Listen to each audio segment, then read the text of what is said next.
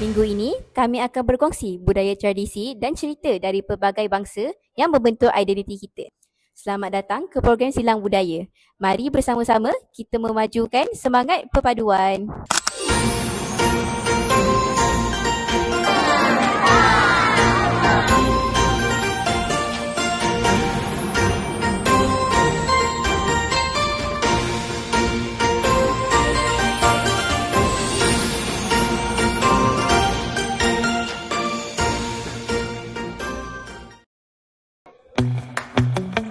Kita kembali dengan TVPSS. Hari ini kita nak interview Sir Leo. Apa pendapat Sir dekat untuk Majlis Silang Budaya pada hari ini? Majlis Silang Budaya ni, dapat saya ini satu usaha yang baik oleh Kementerian Pendidikan Malaysia, Kementerian Pelajaran Malaysia, di mana kita nampak bangsa lain memakai pakaian tradisi bangsa yang satu lain. Cara ini dia dapat memahami kebudayaan bangsa lain. Dia akan memupuk perpaduan di kalangan masyarakat Malaysia. May I know apa inspirasi teacher untuk pakaian teacher pada hari ini? Teacher mendapat ilham dan semua inspirasi daripada Maharani Cina, kerana kita punya program hari ini Silang Budaya. Ada makanan tradisional daripada bangsa Cina iaitu Yisang.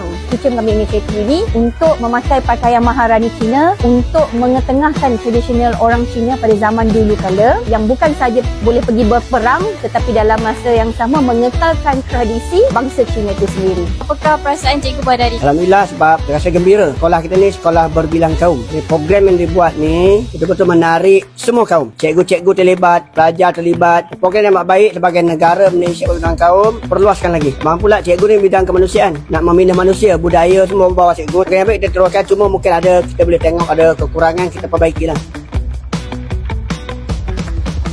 Assalamualaikum dan salam sejahtera. Saya bersama dengan adik Amanina, kita Sarah Akilah, Nurul Damia, saya Yuni, Asfa and Adamika, Dina, Bintai, dengan Hani dan Wawa.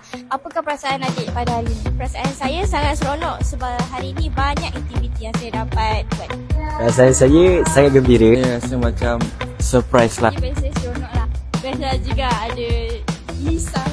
Sangat-sangat happy sebab dapat performkan satu tarian yang menunjukkan kepada semua tradisi. Saya rasa gembira sebab dapat tengok semain yang menarik.